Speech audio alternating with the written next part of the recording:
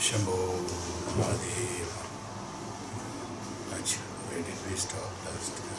12.13. Eh? 12:13 we'll take. 13 finished. No. Oh, I marked it wrong. 12 we have finished. Yes. Take 13 now. That is 12 was Treta Mohe Mukhe Mahabhaga Pranani. That is the yugas we have explained now. Treta Yuga. Yes.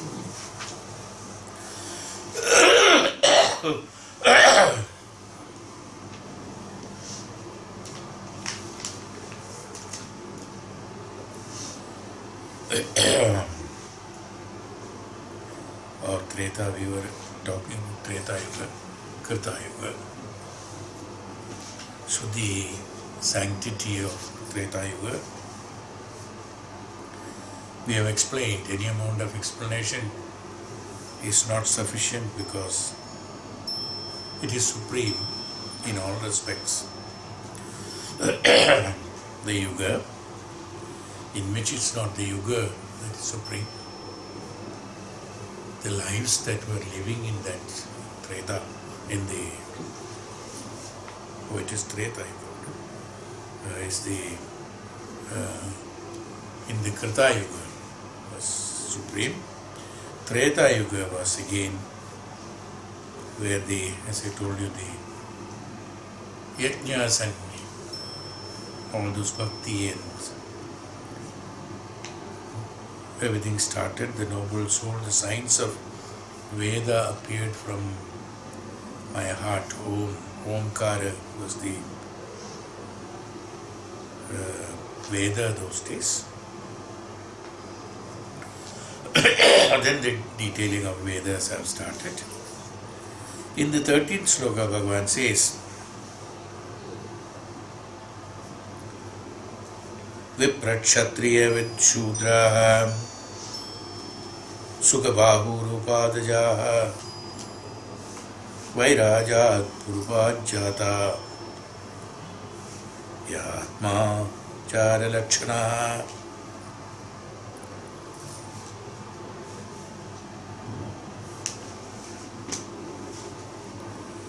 From the Virada Rupam, that is a Sthulam, the Sthula Bhava of the Brahman. From the Virat Rupa sprang Vipra, that means Brahmana, Kshatriya, Vaishya and Shudra.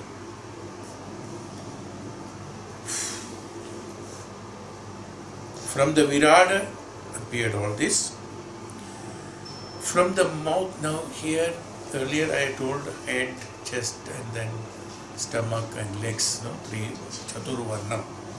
Here it is slightly differently saying, it's more or less same.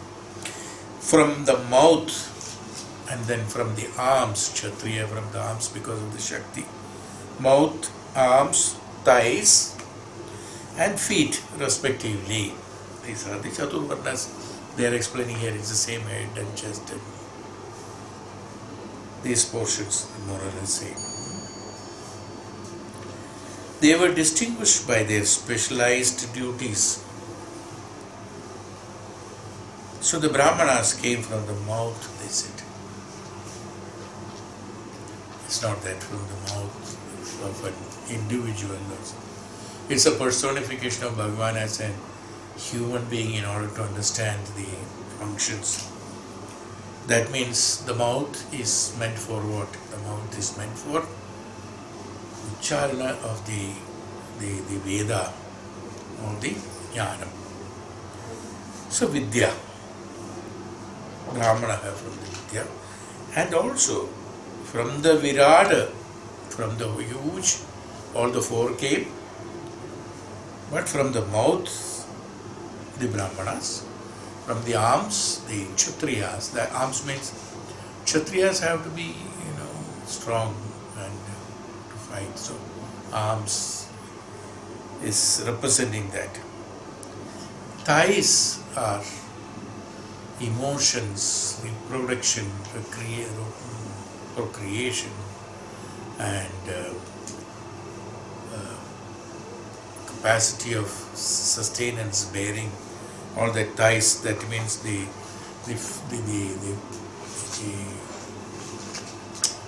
sansaric person, or this Vaishya, the one who is dealing with karma. The Vaishya means the one who is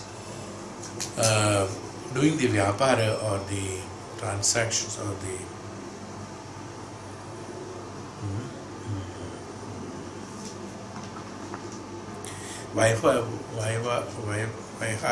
Vaivaharika. Feet are the Shudras. Feet means the one who are taking the whole load of the Sharira and who are functioning for making them stable in order to stand and do all that. So these are the divisions anyway. Grihashramo Jaghanado Brahmacharyam Hrudo Mama Vachasthanadvano Dvane Vaso Nyasaha Shirshani Samsthita. It's only like we draw Vastu Purusha lying down from northeast to southwest like that, and then hands like this, and the positions of that being identified. That's how the Vastu explanations are given. They call it as Vastu Purusha. It is only to showing that the head is at the northeast. That means head is that jnanam, where the puja has to be done, where the cooking has to be done, where the Shakti has to be there, where the resting has to be there. That's why the Vastu Purusha from northeast to southwest, they created. It's only for symbolizing that, the personification of the energy distribution system. That's all. For easy to understand, so that one will not forget about it. Oh, head is there. Okay, that's jnana, like that. Same way here also, Grihashramo Jaganato, the householder's life sprang from my thighs, he said. The householder's life. The householder is the one who is in the samsara. The samsara sagara. Bearing, it is in between the Brahmana, Kshatriya and the Shudra. It's a mixture of all. That's the Grihasthashram. Householder's life. Grihashramo Jaga is thighs. From the thighs of the Purusha, that Virada. That means the one who is taking the responsibility of both the Jnanam as well as the Kshatriya as well as the Shudra. In between all that, that means it requires all the qualities first of all, and also requires dependence on all this in both ways. He is the Grihastha-ashrami. So Grihastha-ashrami is Vyavaharika. He is the one who is doing the Vyavaharika Jivan. In Vyavahara what happened? He is also receiving, he is also excreting. Vyavaharika Jivan is that giving and taking. So in the system also it is something like that. So also the Grihastha is also the one who is if there is no Grihastha in between, the Kshatriya cannot sustain its position, Brahmana cannot sustain its position, Shudra cannot sustain its position. So Vyavaharikata is necessary for in the Prakriti Niyam, according to Prakriti Niyam. This has happened when? After the Treta, or in the Treta Yuga. That's what we are talking about. So in Treta only it has happened. Otherwise what happened? What was the shape and form in Krita Yuga? Nobody knows. Whether the human was in this shape, who has got a head, body, legs and hands, may not be. If this is that the shape and form, there are restrictions, limitations are there. Whereas in that case, what they have told is that everything, they are all capable of everything, to do everything. So in the Krita Yuga, they have not explained about the Sharira at all. They said it has got its own capacity. The Atmas were maybe in a different form. It may be just like a cell. It may be just like in a, like a shape like that is human. Or because some plasma, something like that. Because it has got its own capabilities of everything. Everything it has got it by thought it happens. By thought it grows, by thought it shrinks, by thought it transports, by thought it is aware of everything, by thought it can be spread all over, by thought it can procreate, it can discrete, it can vanish, it can die, it can be born, anything can be done by that. Just by thinking. There may not be what we call it as a physical body in Treta. In Krita, quite possible. Otherwise, if this was the body there in the Krita, you think about it, there would have been a lot of limitations, is it not? There would have been a lot of limitations because then things would have been totally different. When has the shape and form arrived? That's why he is talking this only after the Treta Yuga has been explained. In Krita Yuga, they said this is not the shape of human being, has never been told anywhere. There are no shapes. If there are shapes and forms, see, we have to think it, derive it out of contemplation, that's all. Had there been a shape and form, there would have been limitations. Had there been shape and form, there would have been desires, there would have been emotions, there would have been, requirement, desires as well as the fear. Everything would have been there, should have been there if there was a body like this. That means what we have to understand in Krita Yuga, this might not be the Sharira that they had. It would have been something like that. It may be a light, it may be a dot of light, number of lights, possible. Like twinkling all over, like the stars what you see in the sky. Quite possible in the Krita Yuga, people were like that. Wherever they could do, they can do. We don't know. I'm just giving you a thought towards that. You see, I suddenly realized that, how they would have been. We were all thinking, in all the yugas, people would have been like this. It's not necessary. If that was there, according to me, then if this was the condition, there would have been limitation. If the limitation was there, the Treta Yuga execution of the activities of the Krita Yuga would not have been possible because there are limitations for this body. There is no food grain required for them. They did not grow. There was no harvesting, there was no sowing. Everything grew up, of course, everything was there. Because it was Krita Yuga, so everything was there, it was growing, that's all. It's in abundance, everything is in abundance. Nobody used them, nobody wanted them, nobody destroyed them.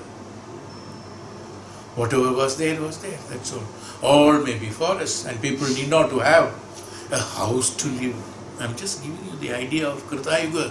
What is Krita Yuga? Probably you might not have thought all these points when I said about Krita Yuga and people. No? Yeah. That's the difference in explanations.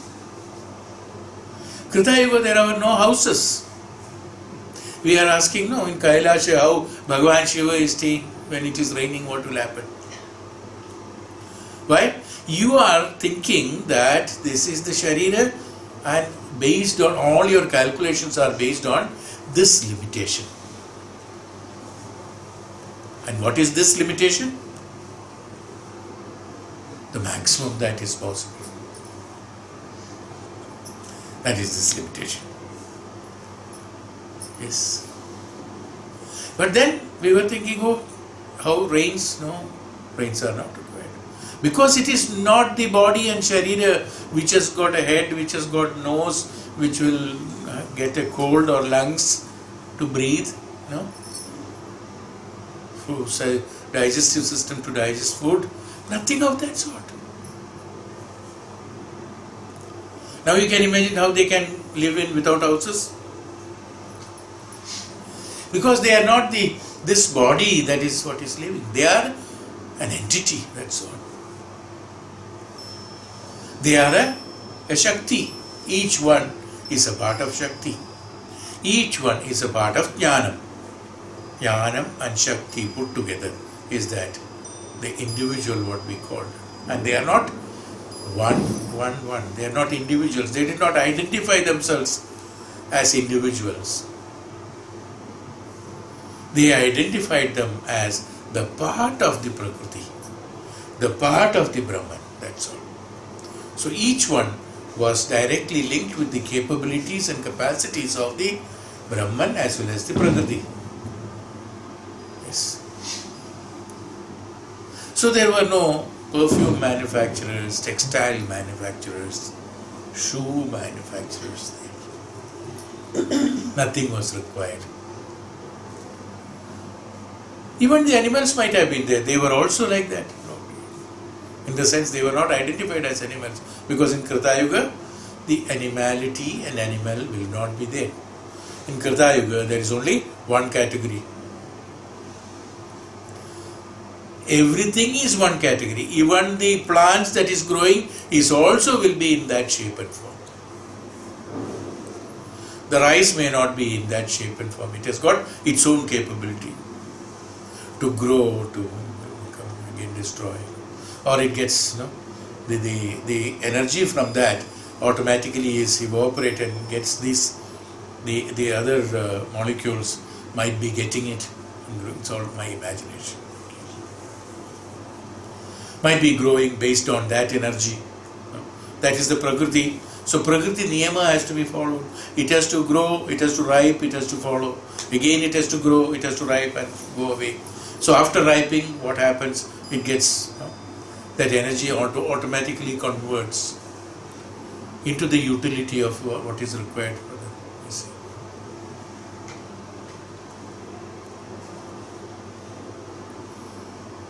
How the small insects, we were talking about the insects during Diwali. How the small insects without eating, how they live energetically for 2 hours or 3 hours or 4 hours. What are they eating? We don't know what is there. Something in the atmosphere must be there. That because every process is happening to them also in that 4 hours time. From they also got infancy, balyagala, yauvana, kaumara, vardhakya and mrityu. They have got all this. During this 4 hours everything happens. For us it is 4 hours, for them it is one yuga, one janma. Everything happens. All are same shape and form.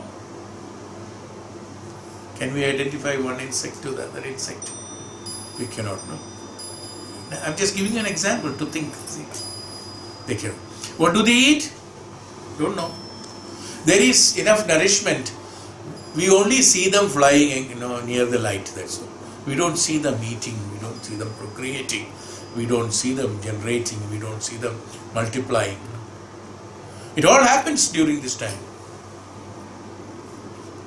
Everything happens. What do they eat? We only see them flying only, constantly flying. At one point of time, finish. That's all. What do they eat?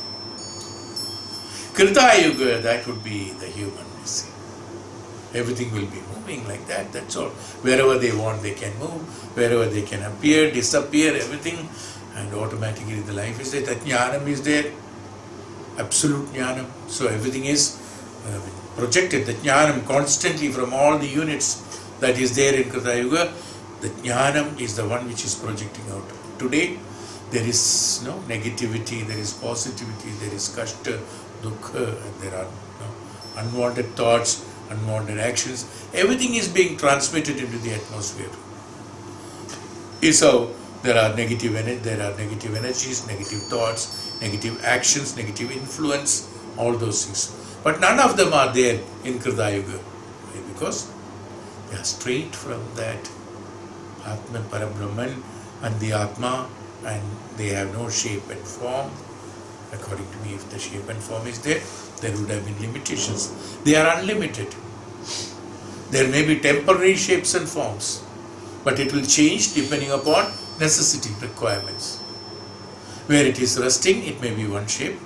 Where it is traveling, it may be another, straight, so that traveling is easier. It will change its shape and form to that. Or it, depending upon requirement, the shape and form changes. This capacity was there in them. That was human. Few lakhs of years, 1,50,000 years went on like that. And gradually during this movement, what happened? Slowly started, like tadpoles, coming up, and then with the tail it comes up and the tail goes off, like that.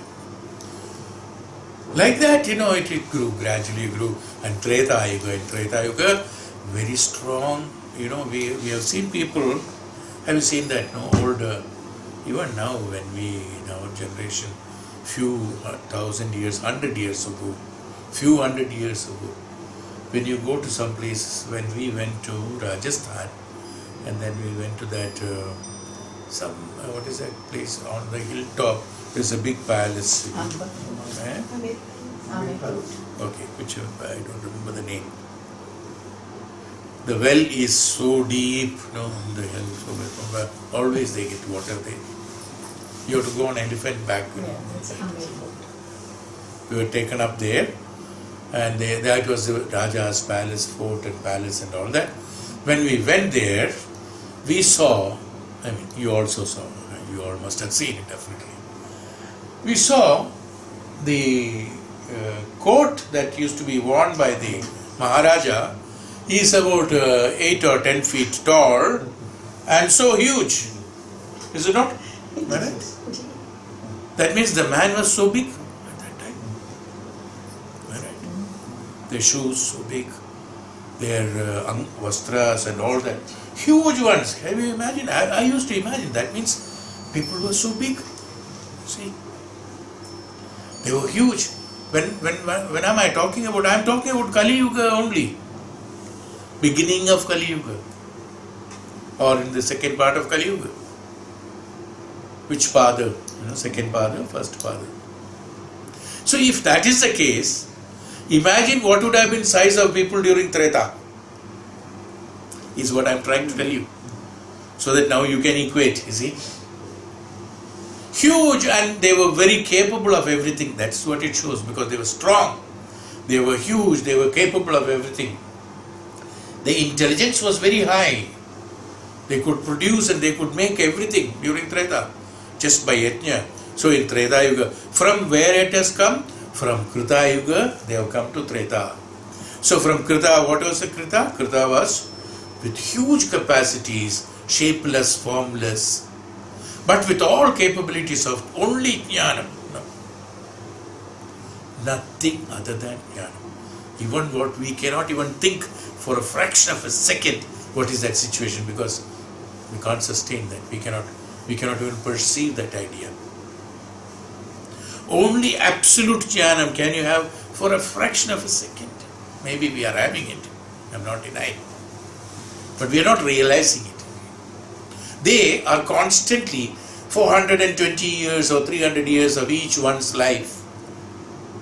I don't know how many years they lived, each one. They decide themselves. After doing certain things, they procreate and then they decide, okay, let me vanish. And it doesn't take time. It's not like death here, like in the movies. Beta ko bulao and all that.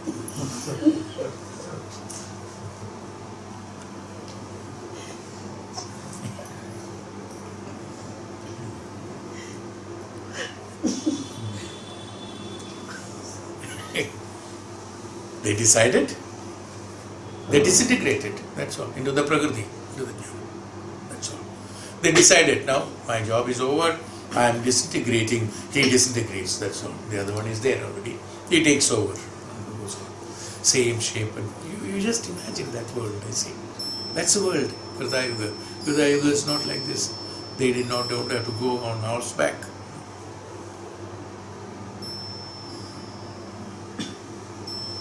So from that absolute jnanam and prakriti, gradually changing, the shapes and form have started. So you can imagine from that virada, the shape and form started. It cannot be small. So in Treta, people would have been highly intelligent, highly meditative, huge in form and shape, like banyan trees. Who knows? That would have been their size. Huge, and then everything with Prakriti, absolute jnanam and this one. So they created so many things in Treta. They didn't have any machines or anything necessary at that point of time, but just by doing japas and mantras and just by doing certain mental exercises and giving that, they create. That was Treta. So in Treta, how it has come, he says, from these aptitudes, the Treta Yuga Purusha has come. Which aptitude? From that Virada,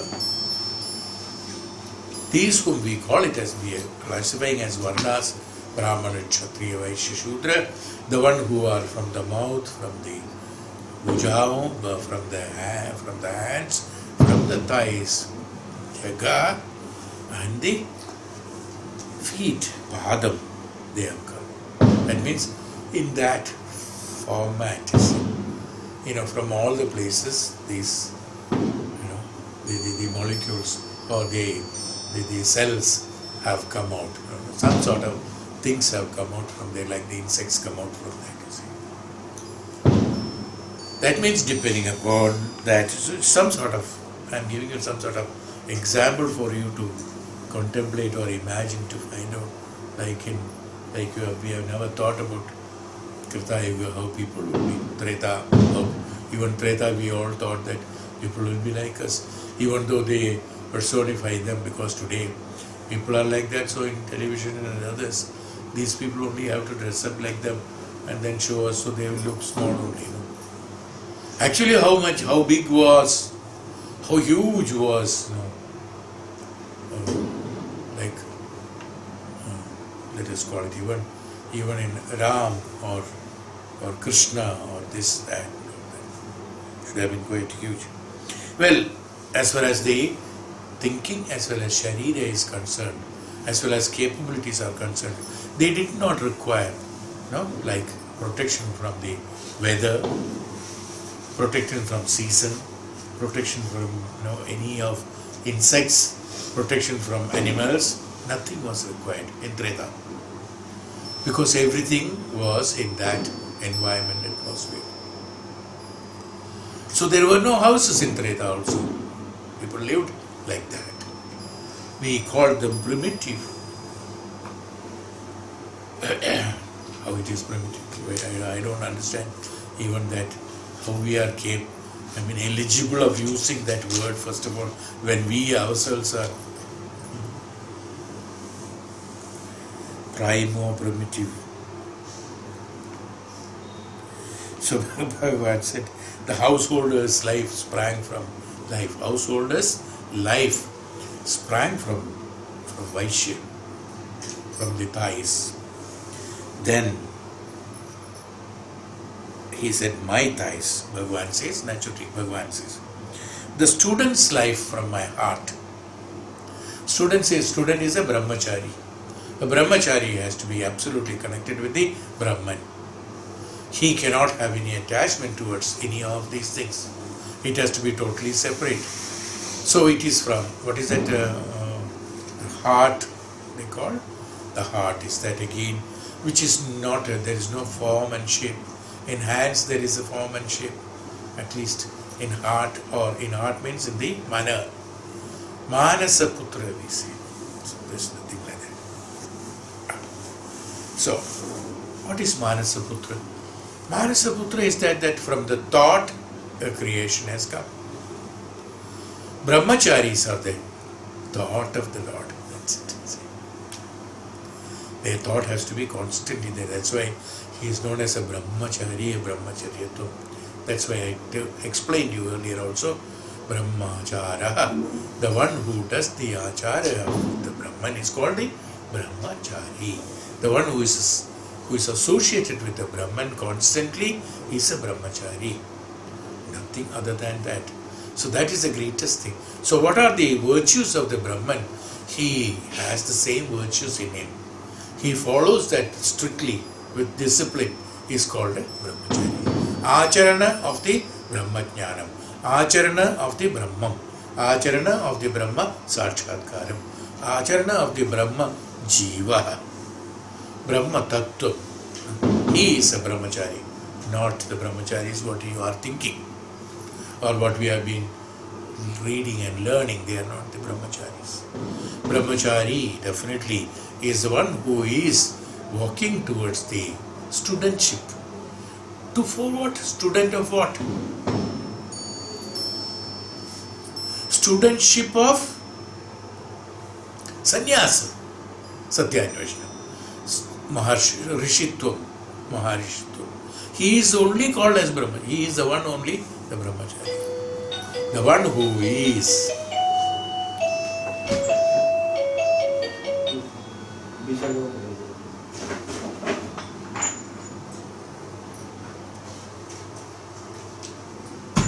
the one who is a brahmachari is from the heart only, from the mana of the Ishvara. Sakshat, always the Sakshatkaram. He lives in the Sakshatkaram of the Parabrahman. He is not connected with the other species in this world. They are all there, let them be there. But I am connected with the Brahman. Is his thing. Sarvam Brahmamaya. Is his concept. In everything there is Brahman. I am the Brahmachari. I am the follower of the Brahman. I am living in the discipline of the acharana of the Brahman, Brahma Tattva, Brahma Jnana. Even in others, he sees the Brahman. When he sees the Brahman in others also, naturally, he sees only Ishwaratva, Bhagavatva in everything, in everyone and everywhere. He is called a true Brahmachari. That is called the Shishya. So when he is like that, a brahmachari, he is more or less equivalent to that one who was living in Krita Yuga. More or less. With limitations. Why limitations? Because he has got a sharira and mana and the intellect. He has been brought down to the limitations. But within the limitations, he is living the Krita Yuga Jivan. Within that limitations. He is called a brahmachari. Is it clear?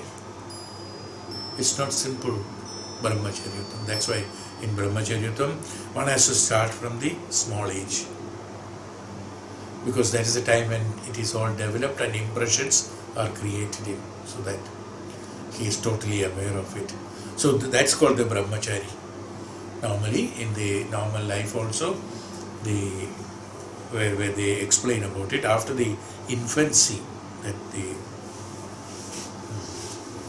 the childhood, then before the Kaumaram starts, the brahmacharyatam begins. During that time is the brahmacharyatam. And during that brahmacharyatam, all discipline of the brahmatvam has to be followed. So that his thoughts, his form, his ideas, his jnanam, everything will be centered only on the Brahman and Brahmatattvam and all the jnanam. Because in the Brahmatattvam, all the knowledge is there. It's not like that. We don't have to study separately mathematics. When you learn that Brahmajnanam, Brahmatattvam, you are aware through the meditational form, everything he knows. Everything comes. Anything that is told, it becomes the truth. It becomes like that. So, from the heart. The life of retirement into the woods, that means the Vardhakyam, that means Vanaprastham. They come from my chest, he says, which comes even though there was love, emotion, attachment, attraction, everything was there. But at a point of time, he decided to take that absolute jnanam, is the one which is the heart, from the chest. Chest is consisting of heart, lungs, which has got the jiva. Heart, through heart, it's pumping the blood, and through the lungs, it's the oxygen being supplied to the sharira. When you consider that, this is absolute jiva.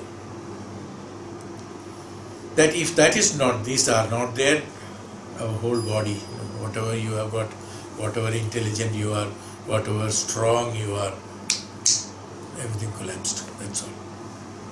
These two have to be there. So what happens in Vardhakya, when it goes off, who goes off? These go off to the Vardhakya. Who are they?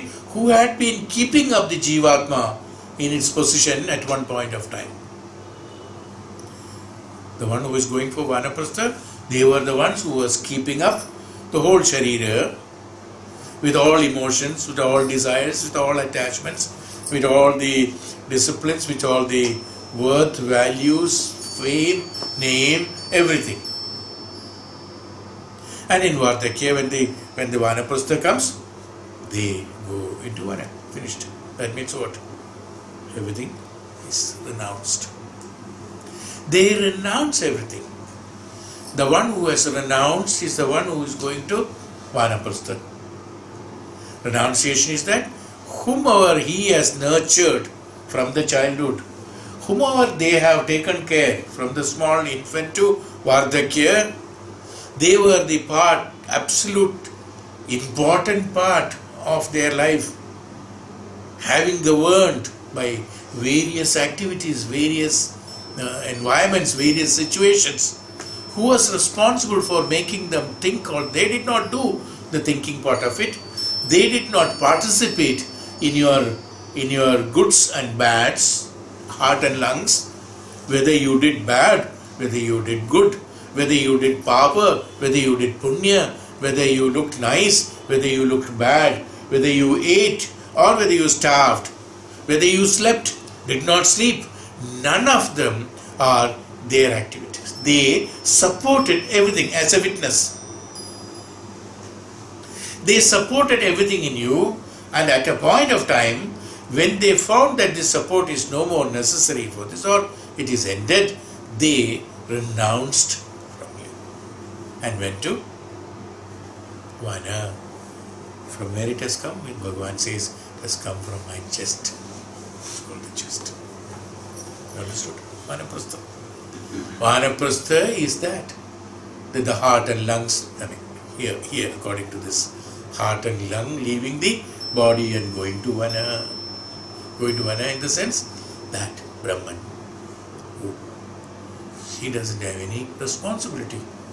His responsibility was there only so long the Sharira was there.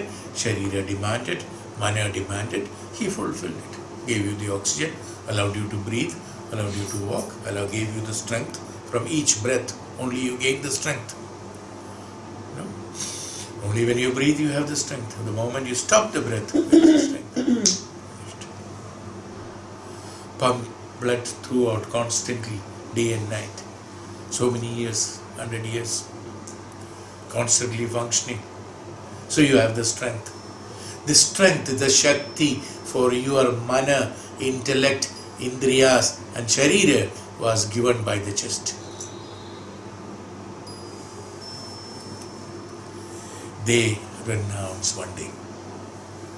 Go to Vanaprastha, that they have come from the chest of Bhagavan, they say, is what has been explained here. So this is the significance of it. It's not that it has come from the chest. No, it's not that. You have to identify them as the position and activities of that. So that means your heart, your emotions and the breathing, pranayama. Emotion and breathing has to be synchronized, and when they are synchronized, you are able to go to vanaprastha very easily. Is the practical side of it I am talking about, so that you can do that. When will your breath, not that pranayama, I'm doing an exercise I am talking about. This is the problem with us now. We have got certain knowledges which obstructs the truth. Immediately you must have thought that, oh, from tomorrow I must do pranayama.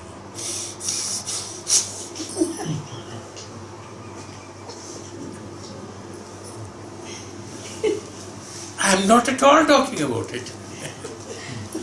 I am just explaining you the way of explaining that, so that you are emphasizing that. I am not talking about the exercise of breathing. I am talking about the pranayama. The breathing is an effect of the heart. That means the moment you are peaceful, your breath is peaceful, calm. This is pranayama. Yes, this is pranayama. When I spoke about the pranayama, that the pranayama should always be silent and soft and nice. Absolutely not as if you are in a deep sleep. In deep sleep, how do we breathe? You won't even make out, no? Is he sleeping or is he finished? Some people look at them. Otherwise the stomach will go, especially for me and all, go up and down. Normally. But while sleeping, calm as he is in deep sleep, we say. So calm. No, you won't know body is moving or not, absolutely. Because the breath is so fine. It is. Why? Why? Because you are not at all controlled by emotions. You are not at all controlled by agitated mind. You are not controlled by any of the activities. No attachment, no attraction, no desires, no fear, nothing. That situation and that status is called pranayama. So that the breath is absolutely stable, steady, firm, but silent. So that your senses are absolutely in control of you. What's the meaning of the low breathing? Soft breathing? The whole senses are in your control. Absolutely with you. They are not agitating, they are not going away from you or agitating. The moment it goes away from you, your breathing will increase. The moment you think, you are worried, breathing will increase, angry, breathing will increase. What is that? It's called pranayama. The pranayama, the prana in the right way of pranayama, that's the pranayama. That is linked with the heart. At that time the heartbeat is also absolutely normal. Very steady, slow, equal. Very steady, firm, steady, absolutely equal. No change at all, no agitation at all. He is called the pranayama. So that should be the status. That's what happens during meditation. That's how the Maharishis, Tapasvis could live 400, 500 years. There's no limit. So long the pranayama is absolutely calm, peaceful, quiet, the heart is functioning as it has been designed for. Senses are not connected with any of the agitative sensations. They are absolutely tranquil, peaceful. The prana will constantly be there because that is the prakriti of the prana. When that is the prakriti of the prana, how will there be a change? How will there be a death? When will the death happen? When the agitation increases, undulation increases, the Prakriti Niyama Lankhanam takes place. The obstacles of the happening that takes place by you. You are resisting every time. You are resisting the Brahma Sakshatkar. You are resisting the Brahma Tattvam. You are resisting the Prakriti Niyama. That's why the agitation. He says, don't agitate. No, I will agitate. I create my own. With the intellect and with the mana and indriyas, I create my own agitations. I create my own attachments, my own attractions, my own sadness, my own anger, my own affection, my own everything. Hatred, my own love. Everything leading to agitation only. Like what I always said, that we think about the progress and innovation of the world, people. Lots of innovations. All innovations are going towards where? To destruction. All innovations are going towards the destruction. You are not leaving, you are not just living. You are creating something to destroy. Whatever human being has created has to destroy. It's only for destruction. Any scientific development we call today, they are all meant for destruction. In one way or other. Okay, facilities are there. Facilities are there. Physical facilities are there. I don't deny. But the dangers are also equally there. They are all meant for destruction. Everything is meant for destruction. Every innovation meant for destruction. That's all. So what happened? That's why I said in Krita Yuga, they did not create any of these things because they didn't require. But we require today. So with this mind, with this limitation, we started creating facilities like cars, aeroplanes and jet aircrafts and things like that. Today going to the moon is a very big thing for us, is it not? Oh, so many, those spaceships have been dispatched by so and so, so and so. Somebody walked on the moon, somebody went to Mars, somebody is trying to go to Jupiter, and somebody has already booked seat number 2A for going to moon. I will sit near the window so that I can see them like this.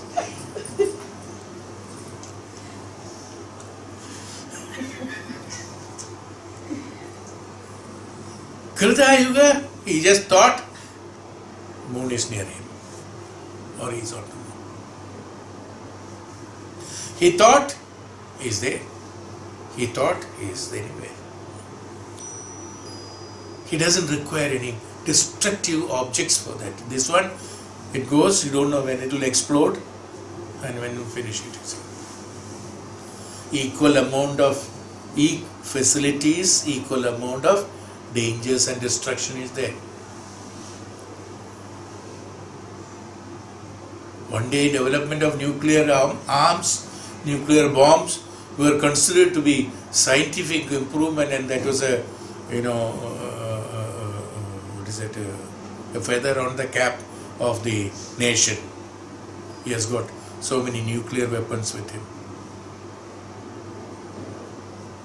What have you done? What have you done?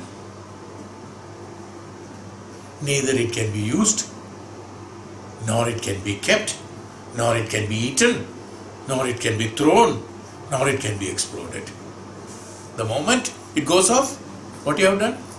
Your scientific improvement and recognition was creating a most destructive object. You are threatened. You created so many equipments. Today you are talking about pollution. Ozone, E-zone.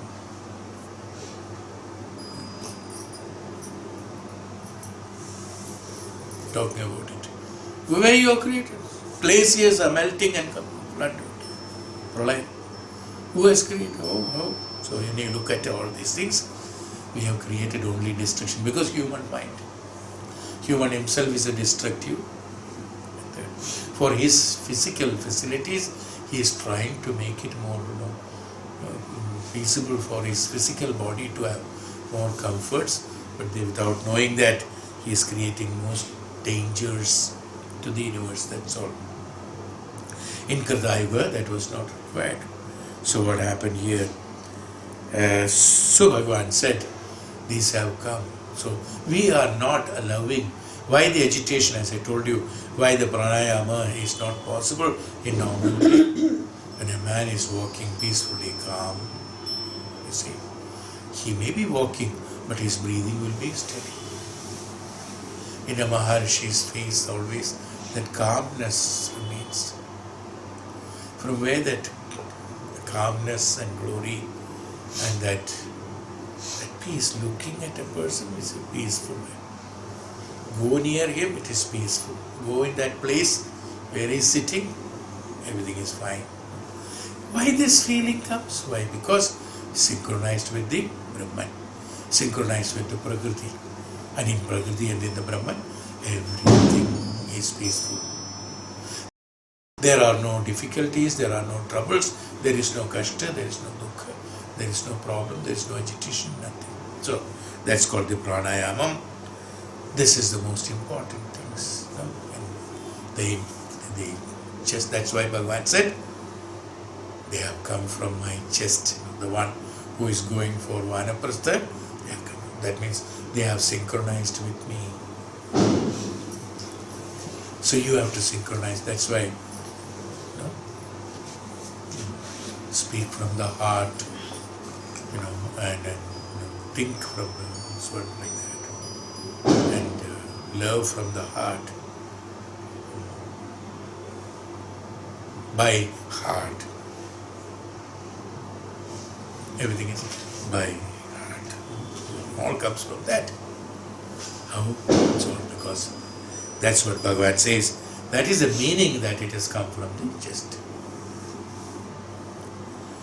Love and affection is there. It's not that Maharishi is studied because he is a jnani, he is a tapasvi, he has got absolute pranayama, is calm and quiet, and he is absolutely synchronized with the Prakriti.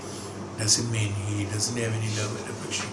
The maximum love and affection flows from him. You feel it.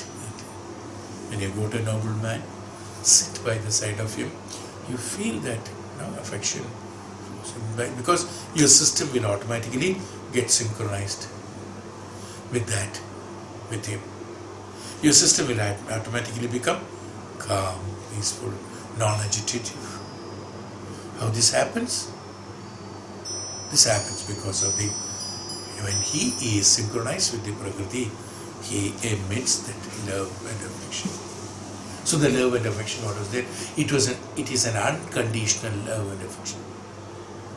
Why you feel nice? Because it is unconditional love.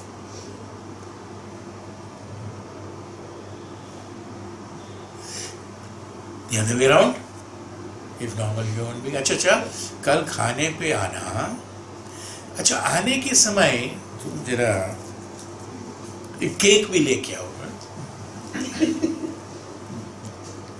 Conditional love.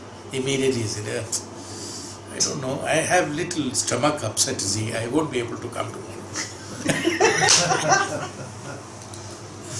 What happened? There is a conditional love. I'm just joking. But I'm just giving an example. It's a conditional love. When it is a conditional love, it is an interference, agitative. It's interfering. My God. No? Get agitated. The one who speaks also agitated, one who listens also is agitated. Is why conditional love is agitating. Whereas in a tapasvi, what happened? Om Shanti. Everything is Shantam because Brahman is Shantam, Prakriti is Shantam, my Swabhava is Shantam. I am emitting that Shantata. So the one which is not Shanta, being Shanta is very much high in its profile. The one who is Ashanta will automatically get attracted to Shantata. The Ashantata get dissolved into Shantata only. Is how one feels absolute peace in the aura of that great nobleman. So this is what justice. So it's not that love and affection is not there. He has got love and affection to everyone in the same way. But we have got partiality. We will love only this. We will hate this. We will have a medium approach towards this. Sometimes love, sometimes no. We will have the different attitude towards this. We have got various identifications and earmarked and tagged in our mind and the heart. Since it is tagged, in each and everything there has to be an effort that you have to put in order to love, in order to take care, in order to do this. In everything there has to be an effort. But love is an effortless natural flow, they call it. It has to be naturally coming out. Compassion and love has to flow. No conditions. There need not be any effort for that. Education is not necessary. Wealth is not necessary. Health is not necessary. Kula Mahima is not necessary. Age is not necessary. Nothing. Nothing is necessary for that. No qualification in order to project compassion and love. Isn't it? Unconditional, you see. This is why it's qualified as unconditional. At any position, even lying down in a sick bed, dying towards death, in a second he will die. At that time also, the compassion and love can equally emit as a very energetic young man can do. The quantifying, if you do, there won't be an iota of difference. It's not the quantity that matters. It's the impact, the intensity that matters in that. The same intensity one will have if one is synchronized with the Prakriti and Prakriti Niyama. That is called unconditional love. Not with wanting for something. It's always the selfishness or requirement of something. When you put conditions on that, we will have agitations, we will have problems. Dukkha comes along with that. Because in our condition, our condition is what? Our condition is possessiveness. It's not love. Absolute third-rated quality, possessiveness. Anything I see, I want it. Possessiveness. I want to own it, that too. Whoever it is, including human beings, including material, including everything, we all want to possess, you see. Possession, I talked about possession quite a lot, I think, earlier in my classes. They call one is possessed and all that. I spoke about this also earlier. How one becomes possessed to what is called possession. That's different again, okay. So this possession is the one which creates agitation because there is self-swarthata in that, The selfish motiveness is there. That is why we have got the characteristics of possession. In possession, there is a satisfaction. After that, now what happened? After possessing it, what happened? I don't know what to do with it. It's a full coconut given to a dog. Neither it can eat it nor it can leave it. He expects it to break, then he can eat inside. But full coconut giving to the dog, what he will do? Nothing. He can only have the satisfaction, I got one coconut with me. Hug on that and sleep. That's it. This is what ultimate possession does to us. I even jokingly said, what is possession is only like this, nothing. Every day you can see that. When will the coconut break?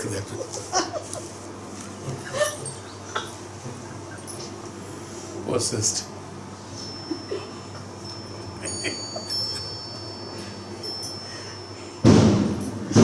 condition. I am just explaining about the conditional love.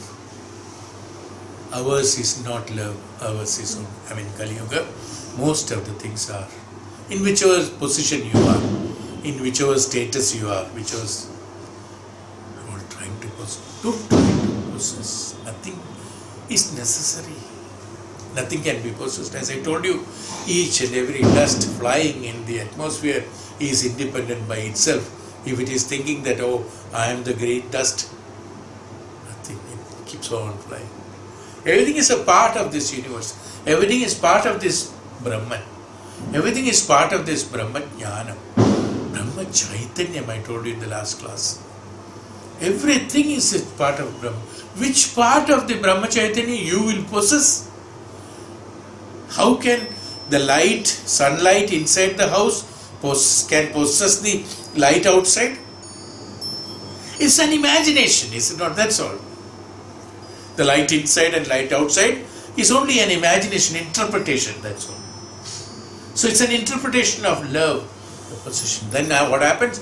You create conditions. When you create conditions, then there are agitations. When there is agitation, pranayama is disturbed. Automatically what happens? You just have to reject you at one point of time. It's called renunciation and death. Had you maintained the equilibrium of that and maintained that discipline of the pranayamam, you can live as long as you want. Is how earlier days tapasvis and jnanis could live number of days because their Atma Jnanam along with the Brahman is there. So possession is not necessary. It's not necessary, first of all. Let us understand that. It's not necessary. You are enveloped in that Parabrahma Chaitanya. You are inside and outside, everywhere the Parabrahma Chaitanya. You only have to link with it, that's all. Your understanding, your mana and the antakarana has to link with that. The Jivatma has to link with that Atma and Atma Sakshatkaram. Once you link it, the whole perception changes of life and the living. See? It's very important. Please try to understand this. All our characteristics, possessive nature and all the differences and kashta, dukkha, everything comes only because of the distortions in our thought process, distortions in our perception, distortions in our understanding. And the monasticism was on my head. Bhagavan says, the Rishitvam, Sannyasam, monasticism. The monasticism has come from my head. What is in Bhagavan's head? Absolute Brahma, absolute Jnanam, absolute knowledge, knowledge of everything, not that knowledge of something only. Don't think that, oh, in Brahma Jnanam is there in the cookery special? Yes, it is there. Is there a war technique? It is also there. Is there how to write? It is also there. Is there science in that? The physical science, metal, all the sciences, physics, chemistry, it is also there. Is the tapasya there? It is also there. Is the, mysticism there? That's also there. Is there tantra there? Yes. Is mantra there? Yes. Is magic there? Yes. Everything. Complete is called jnana. Yes. The jnanam, when it is everything, I told you earlier also, what is jnanam? Jnanam is that complete of everything, that what you think bad and good. Today you have identified some of them are bad and some of them are good. Everything comes from jnanam only. The bad also comes from jnanam. But bad, how it has become bad? It's an interpretation or perception of the things in a distorted manner is called bad. The same good can be bad. As I told you, Agni can cook, Agni can also burn the whole thing. Agni can also do many things Agni can purify. So, same way, all the jnanam is in the head of Bhagwan. In head, all the jnanam, absolute jnanam and complete jnanam. There is no incompleteness there, a complete jnanam. When one has got a complete jnanam, his attention will be in the Brahma Sakshatkara. He knows wrong, he knows right, he knows bad, he knows good, he knows everything. Let us call it as opposite. He knows the poison, he knows the nectar, he knows this, he knows that. Everything, when he knows what happens, he has known everything. When he knows everything, none of them are necessary for me. Brahman means the completeness of the knowledge, Purnata of the knowledge. When the completeness of the knowledge comes, it's an absolute, we call it as an absolute knowledge. An absolute knowledge is that which will be utilized, the totality of all the knowledge, we will use it only for the purpose of the upliftment. I told you about the Kalinga war fought by Ashoka, it has always impressed me, at one. And from the childhood when we learned that history, from that time it impressed me that how Ashoka turned out to be overnight when he came and saw so many dead bodies. After the war, he came out, he just went for an evening walk after the tired war, said that let me freshen myself. My imagination. Maybe he might not have gone for a walk, I don't know. He walked, he went for a walk. Wherever he walked, he saw dead bodies. Fraction of a second, what did I acquire? My God. What did I acquire? In a fraction of a second, his jnanam has become complete. How did his jnanam become complete here in his case? After killing so many people, his jnanam became complete. You understand what I'm saying? So even the bad is the jnanam, is what I'm saying. So from that atrocities, what happened? The distorted thought in his mind, that perception of his mind was totally wrong, that if I can kill so many soldiers and people of other countries, the whole land and whole country will be mine. Was a wrong perception, was a wrong thought. From that wrong, but what happened? From that wrong, he identified what is right. The wrong is also jnanam. The right, what he perceived from that, is also jnanam. So from that wrong, the perception of that, gist of it, is called the jnanam. When that Purnata has come, what happened? When Purnata came in his jnanam, what happened? Neither he as a king, nor the war, nor the soldiers, nor dead, everything vanished from him. He went into that Brahma Sakshatkara. It's called Purnata of the jnanam.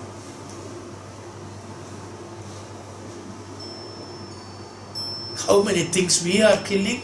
Okay, it's an example. I take it as spirituality. There it is personification as Ashoka and the soldier. In us, our thought, our behavior, our perception, how many we are killing, how many we are able to, how we are able to perceive, and how we are able to complete our jnanam in the right perception and in the right sense. Each and every wrong thought I am doing is a killing of a soldier. Are we not Ashokas? We are all Ashokas. The beginning part of Ashoka, not the later realized part of Ashoka. Alright? So each and every thought has to be complete, synchronizing with the Brahman. Then only we will become a complete jnanam, an absolute jnanam. No? That's called Purnata. Otherwise the Apurnata remains. There the position doesn't look good. When that Purnata comes, I don't have to own anything. Everything is mine. Not that nothing is there. No. Renunciation is not that nothing. Renunciation is everything. For a Maharishi, When he sits under the tree, it is not that, oh, he doesn't have a house, he will be jealous of your house or he will be wanting your house. No. He sees himself as complete. Without a house, you are limited. You have to be. You want a house to house you. For him, the whole universe, as I told you, in the Krita Yuga, as in the Krita Yuga, a house is required only for them who will catch a cold in rain, who will feel cold in winter, who will feel warm in the sun. But once you don't feel that, do you require a house? Do you need food? Do you require a house? Nothing. So when you have become into limitations, with these limitations you are trying to keep yourself surviving with that. Bhagavan says the monasticism was not from my head. The monkship, that the rishis, Maharishis are from my thoughts. That means that's why Maharishi is equivalent to Brahman, Ishvara. Gurus and Maharishis are equivalent to Ishvara, they said, because they are from the head. They said. Monasticism is from the head. These are no personifications. So people, others can, he is explaining Uddhava can explain people, look, suppose the head, that's why we call it as head of the family. We call it as head of organization, head of neta, head of the procession, head of the family, head of institution. Why head? Monasticism comes from there. He is the head. The one who can guide others. Who can guide others? Only a jnani can guide others. No? That's why they are known as head of the family. Now the term head. Why not hands of the family? It's a strong person who can take care of the family with his strength. We don't call Kshatriya. No? We don't call hands of the family. No? Head of the family. Why? With his head only, with his jnanam, the family lives peacefully. He is a head of family. That's why he is known as head of family. See, even in colloquial language it is there. Is what that. So monasticism is from the head of Bhagavan is that. No? So the one jnani comes from the head.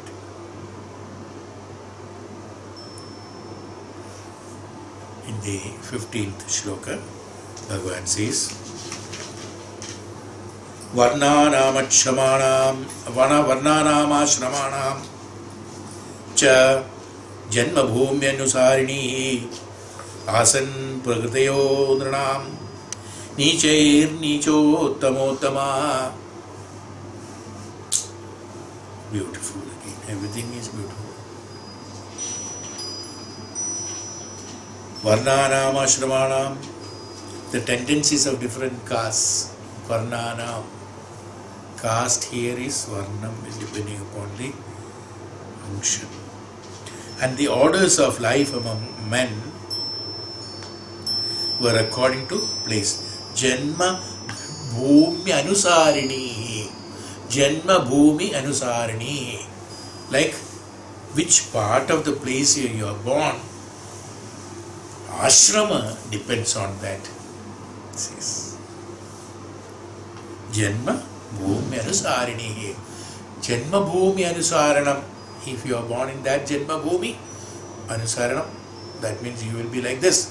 If you are born somewhere else, it will be like this, like that. That's the meaning of it.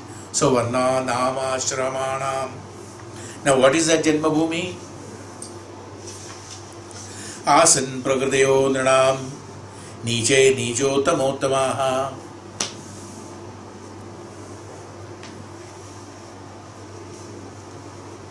According to the place of origin. What is the place of origin? Now only we said head, bahu, thighs and feet.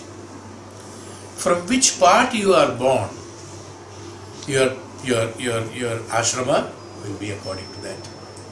Your varna will be according to that. If it is from the head, the monastic. If it is from the mouth, it is brahmana. If it is from the bhuja, it is kshatriya. It is from here, it is the vaishya. It is from the feet, it is the shudra. In these positions, what do you mean by these positions? Again, the perception of understanding. See, if you are synchronized with the Brahman directly, you are born as a rishi.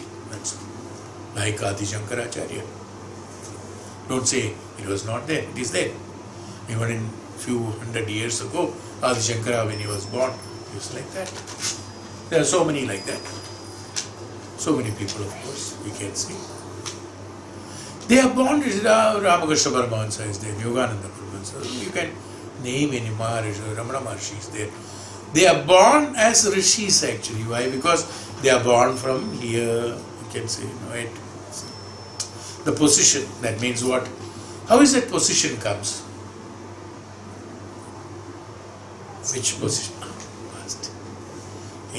In Treta Yuga or in the Krita Yuga, in the descendants of Krita Yuga, every cell or every shape or form or every molecule did not take the same shape and form. One who had been constantly observing that, which has not changed its opinion and functions depending upon the atmospheric conditions or the environmental changes in yugas. What happens?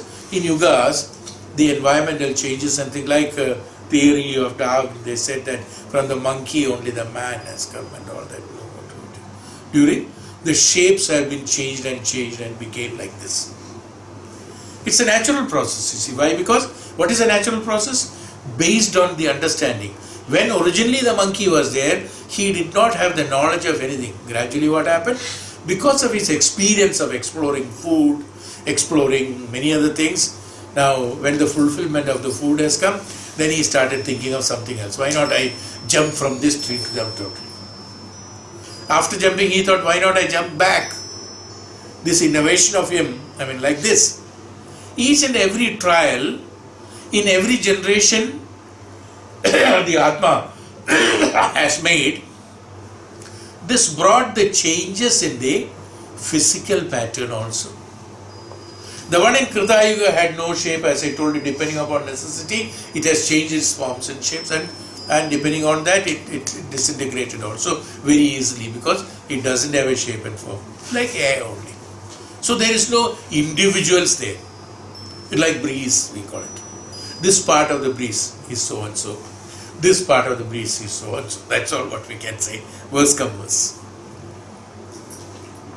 During blowing of the breeze constantly towards certain areas, what happened? It acquired certain qualities from the environments, gradually. So slowly its density has changed. So it made a shape and form. It has changed, like that. It has come to a human shape in Treta Yuga. With the same capabilities, but with restrictions. Now this restriction is not allowing him to go beyond the limitations of the body. So what he did? No, he wants to get out of this body. You see, he wants to get out of this limitation. Even though by evolution he has brought this body, but the characteristics in him is always to renounce the body. So what he did? He did tapasya, he did yajna, he did yajnas, constant yajnas have been done, constant tapasya, constant this one. For what? To be that Krita Yugi. I don't know, as I told you, he must have had huge ajana bahu. Shariram in Treta Yuga. In Kali Yuga itself, early Kali Yuga, as I told you, they are so huge. So you can imagine how they would be like that.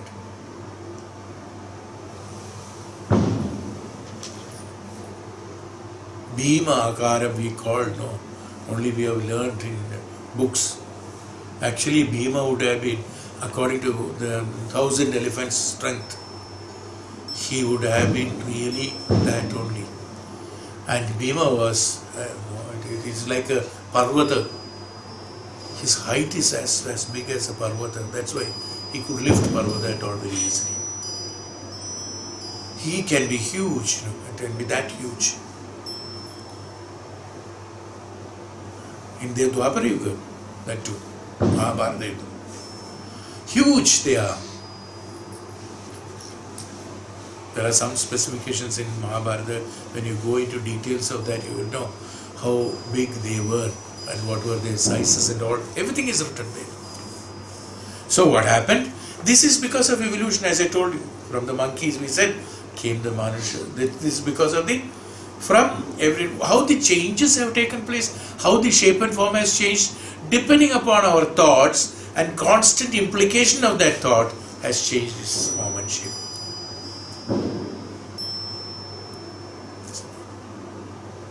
We can believe it. If you don't believe it, I'll tell you a small example. Suppose you fractured your hand. The doctor has put you on plaster for 28 days, 1 month, 1.5 months, things like that. When you open the plaster, is that hand and this hand same? There is a difference. It has become thinner. Changes have taken place because of there it is, in this case it is an external application that has restricted you, is what you are thinking. That changes its shape and form.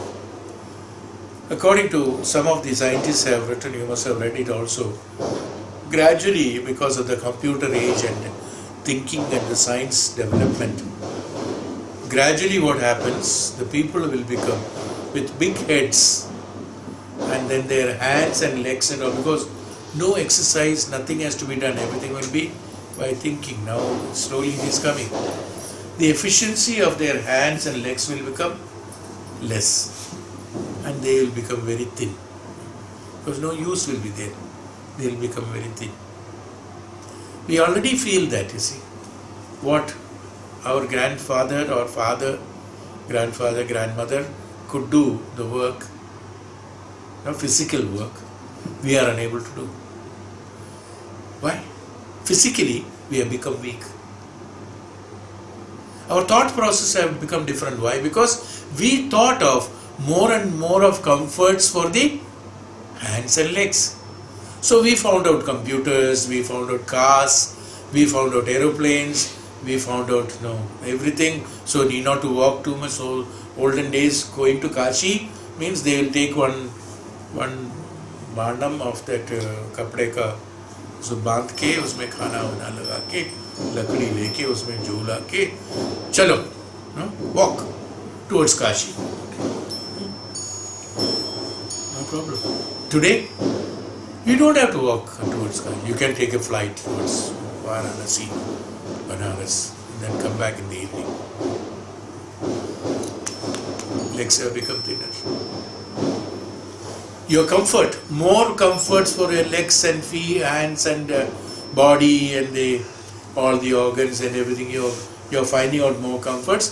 They have become weaker and weaker. So there is an evolution. They change take place. In the next generation, those evolutions are transmitted to them, and they transmit to others like this. From Krita Yuga to Treta Yuga, what happened? That shapelessness with full of jnanam and absolute jnanam, they have gradually got environmental influences and trying to explore things with physical things, gradually has got a form and shape of physical form, even though they are huge and they have all the concept of the Krita Yuga, but they were entrapped in the limitation of that huge Virat body. Now he wants to get out of it. So he started yajna, he started tapasya, he started meditation, he started a lot of things, so that I don't want this, I want to be that. But he has already created this. Now many of them, what happened? In Krita Yuga also, many of them did not get influenced by the activities of the environment during this 1,50,000 years, 1.5 lakhs of years. 1,50,000 years or 1,75,000 years. He did not get attracted to, he remained in the Krita Yuga only. Even now he is in the Krita Yuga. Even now he is in the Krita Yuga. The others who got afflicted by the influence of the environmental changes have changed into their shapes and form and came in that. In the same manner, in Treta Yuga also someone could achieve that upliftment and went to Krita Yuga and remaining as became like this. Now from there again to the Dwapara, again to the Kali, so multiplication has started. But each one, now that one has gone. The other one who is again in Treta Yuga also, the other one who is afflicted by the environment, he started growing grains, he started growing fruits, he started growing this, he got attracted by the opposite sex, then he had children. So from one man or one couple there were 10 children. Now this species have increased. Please note how everybody became Kali Yugis today. This species who got affected by the environmental changes and attraction and attachment and desirous, they are only desirous. They became 10, and the one who wanted to be in the Krita Yuga was only one. That one which became one, equivalent that, went back to Krita Yuga. Right? This became 10. So these 10 will have the characteristics of what? Attraction and attachment. From the 10, each one has 10, 100. Has become more desirous, more attachment, more food grains wanted.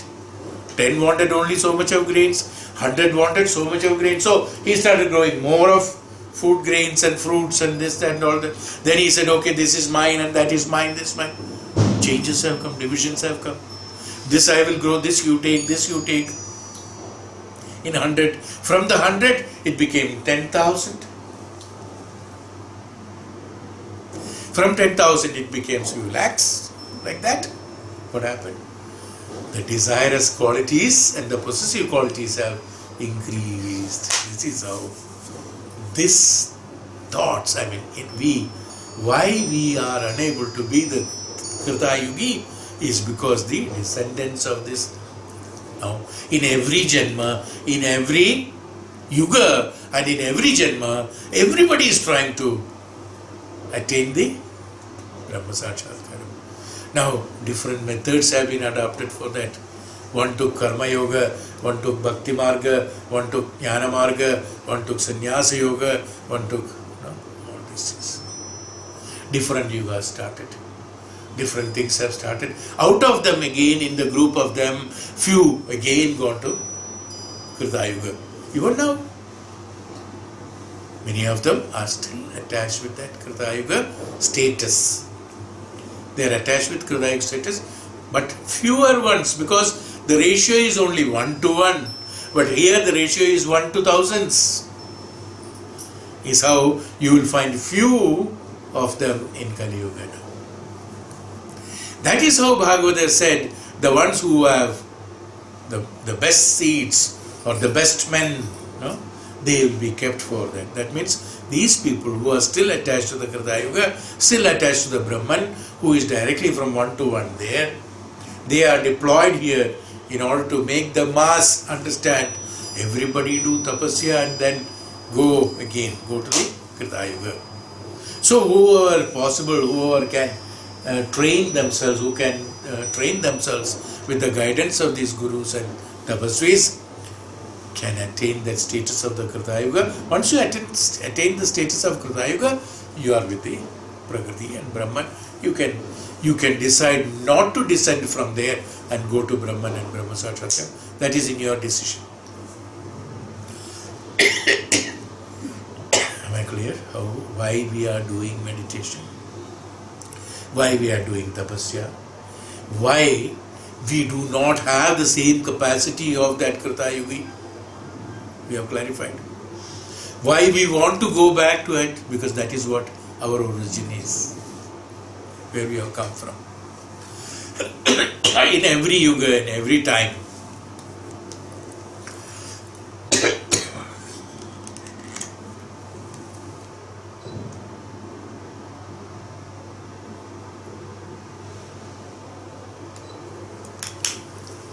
every yuga and every time, everybody decided to go. That's why Bhagavan said to Arjuna, "Hey Arjuna, you being a karma yogi, you cannot jump to the sannyasa yoga immediately." Even though when he asked that, no, why not sannyasa yoga, is when he explained about sannyasa yoga, bhakti sannyasa marga, why not I attain the sannyasa marga instead of fighting and doing my karmas here? Bhagavan said, it's not possible. Because you have come from here to here, here to here, here to here. Now you have to fulfill this, fulfill this, fulfill this, fulfill this. Then only you can be there. Am I right? You can understand the technique of it. So he says, finish fast, so that you can be in the next step. Once you come in the next step, then my blessings will be there. With that you can jump certain things. You can get double promotion sometimes. Everywhere you have to. Jail also. The jail, if a Qaidi, you must be knowing that. A Qaidi behaves very well. Acha. Iska, is it not? The shiksha is reduced to, 20 years instead of that. He had been behaving last 10 years very well. So let us, the authorities decide he has refined himself. Release him. Purpose is what? Purpose is not to keep him for 20 years. Purpose is to refine him. This is the idea behind it. Same way, the purpose is not you become in this sharira and mana in Kali Yuga with all this attachment, attractions and desires and bindings and bandhana. It is not that. The necessity is only to release you. So the day you realize it, from Kali Yuga straight away you go to the Parabrahma Sakshatkaram.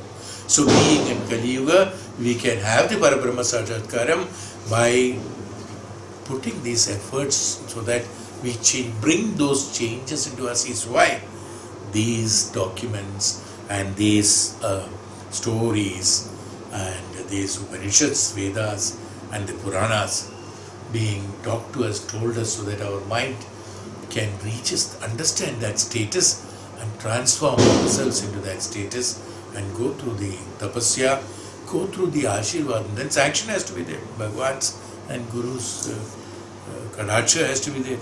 With that only, promotion has to be certified anywhere, you see. Not only here, there also. So he has to certify, he has refined. Somebody has to certify he is refined. Who can refine who is refined? He is refined. The one who is already refined only can define the refinedness of the other one. Is it not? So the one who is defining one, deciding authority, will say that, okay, and so that's called kadacha. When that kadacha is there, straight to Parabrahman. But for that, he has to be prepared. That's why Bhagavan said, "Hey Arjuna, finish your karma. And while doing the karma, don't get attached to it, in the sense, don't have possessiveness towards the karma phala. I have done this, so I will only eat it."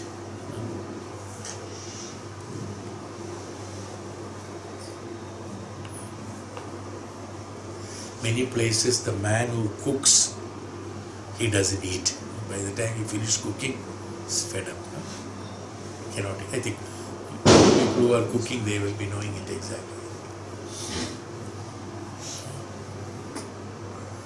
But others will eat very, swadisht bhojanam. If he doesn't eat, that means he is not enjoying the results of his karma.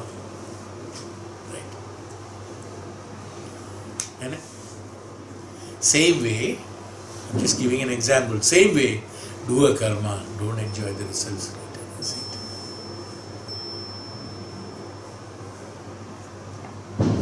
is the principle why we offer bhog to Bhagavan. This is the bhogam for me. I don't want to be a part of a bhogi. I don't want to be a part of a bhogi. So you please make this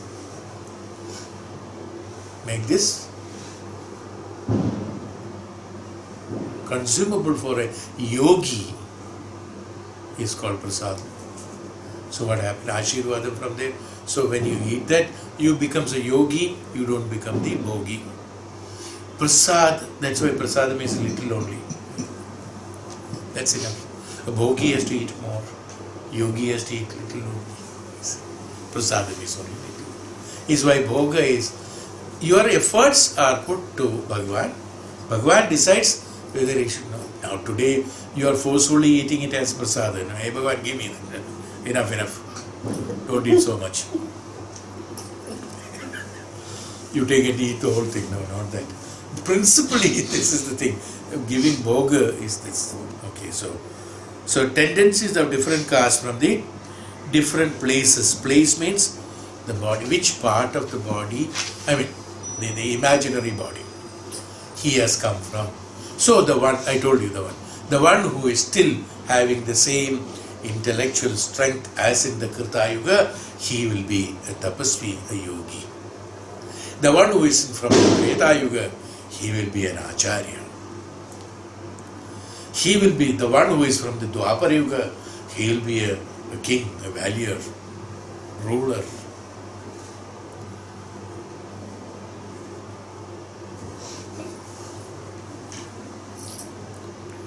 Is the position from where you have come. That means if your jnanam is perfect and complete, you have come from the head. That means the jnani, Parabrahma. Then the karma yogi, who has got the kshatriya, karma yogi. Vaishya Shudra, through the transactions, through the vyavahara, vyavaharika and paramarthikam. This is vyavaharam, this is paramartham. From paramartham, you have come to vyavaharika. In vyavahara, you are doing the vyavahara of the emotions. You are doing the vyavahara of emotions intelligently, through jnanam, through dhanam, through jnanam, through dhanam, through bhogam, through sambhogam. It's called vyavahara. That the Vaishya, Shudra, obediently doing everything, all the weight, everything, very sincerely and honestly, even though it has got problem, it pains, it suffers, it undergoes tortures, it undergoes problems, it undergoes agonies, it doesn't have rest. No? It's always under pressure. It's always under, even then, with all that, he does everything sincerely and he does everything honestly and sincerely. And not with a hatred, with a lot of dedication and devotion. Your feet gives you a lot of devotion and dedication, is it not? He doesn't deprive you.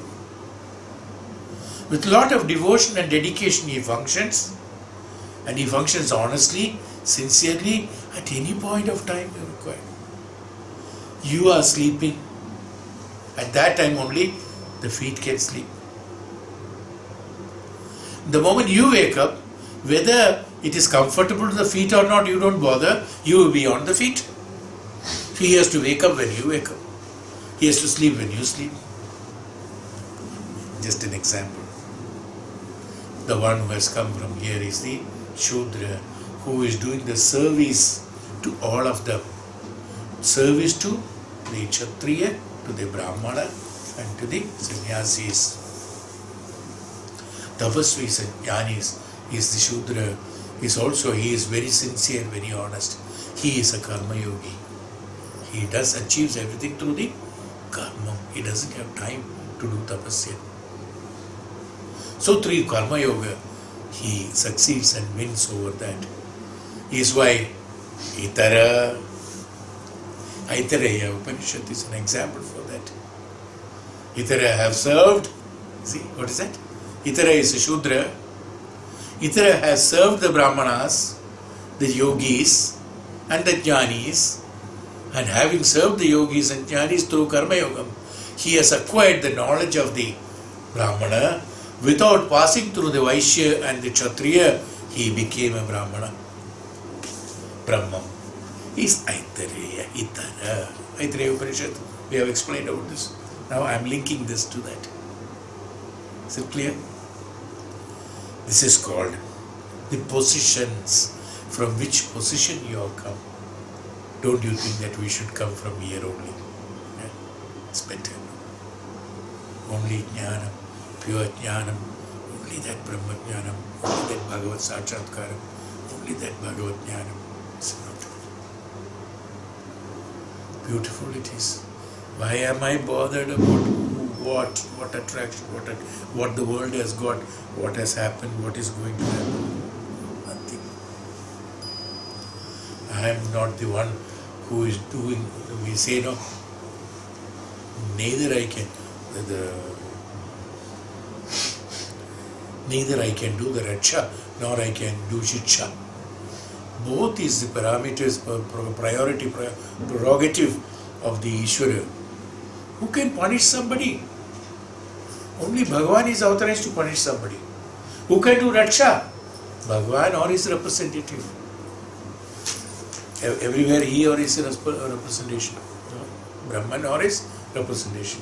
Bhagavan or his representation only have the authority to do Raksha and Shiksha. Let us not try to do Raksha and Shiksha. Somebody has done something. We will say, no, घर में बोलते हैं, अरे छोड़ो ना, उसका कर्म का फल भगवान देगा उसको.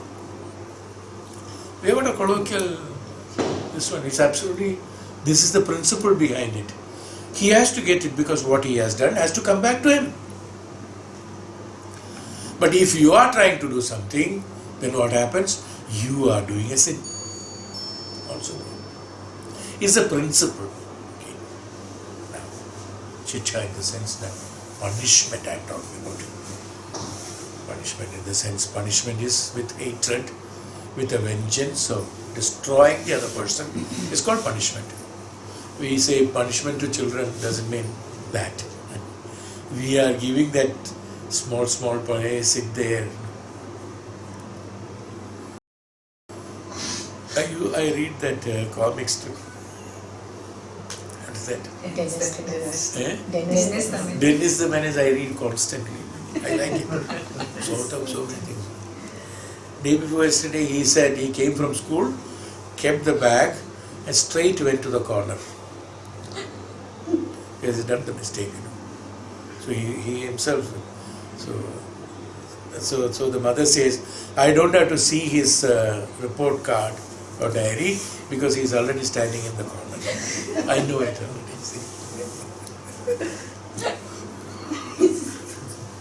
So that punishment, we call it as punishment. Punishment sitting there.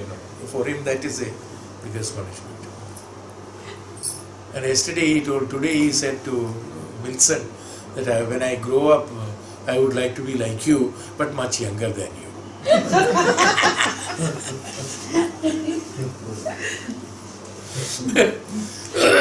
So, and he punishes him also. That children punishment, that what we call as punishment is not punishment. We want them, what is that? We want them to be good. And that's refining actually. That's not punishment.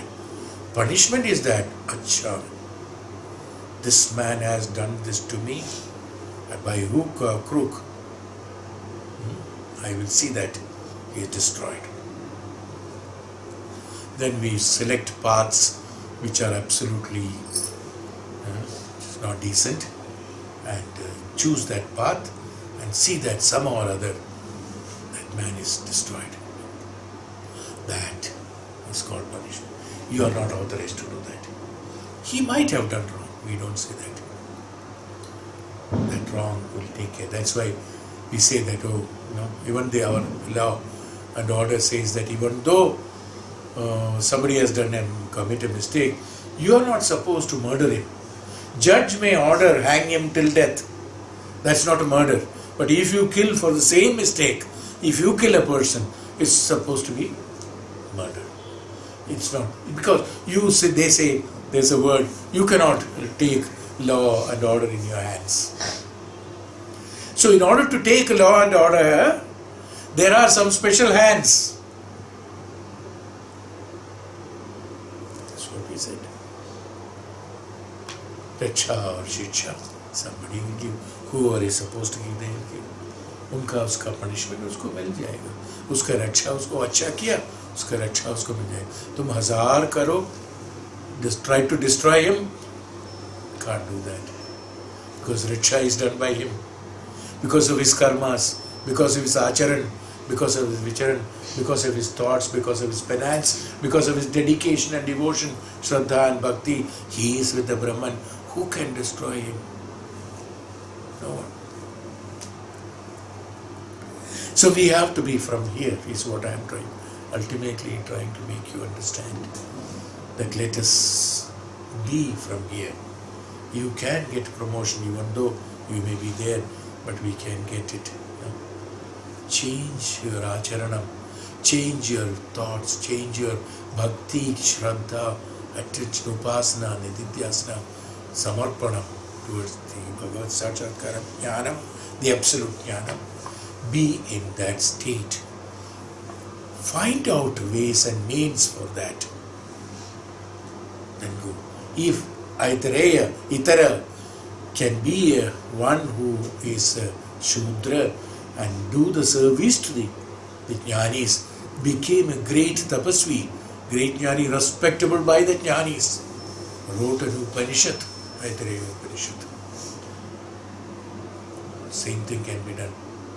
Same thing everybody can become that. It is the purpose that why we are learning these scriptures. Okay. Which is where we are? 16. 15. No? 16. Next. I think you said 16. 15. 15 we are completed. That's the tendencies of tendencies of different castes and orders of life among men were according to the place of origin. Inferior position produced inferior tendencies, superior positions, superior ones.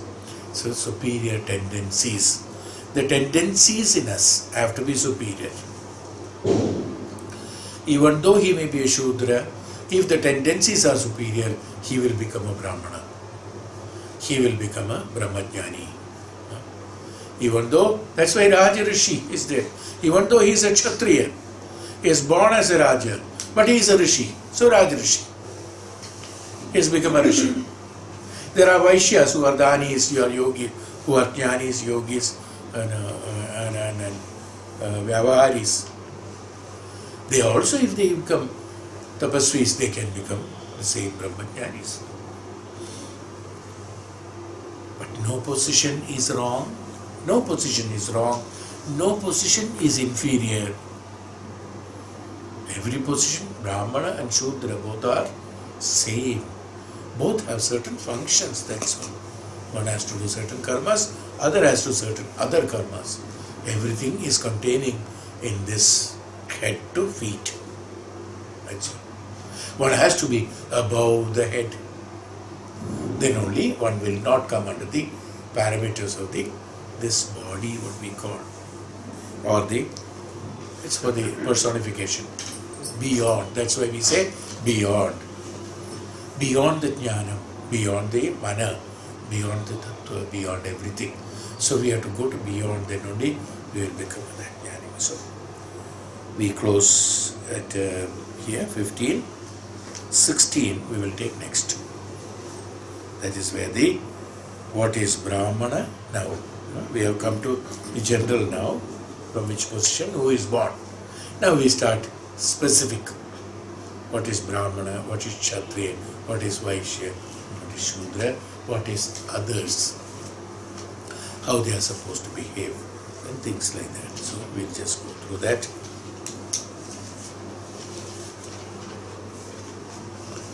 Om Shanti.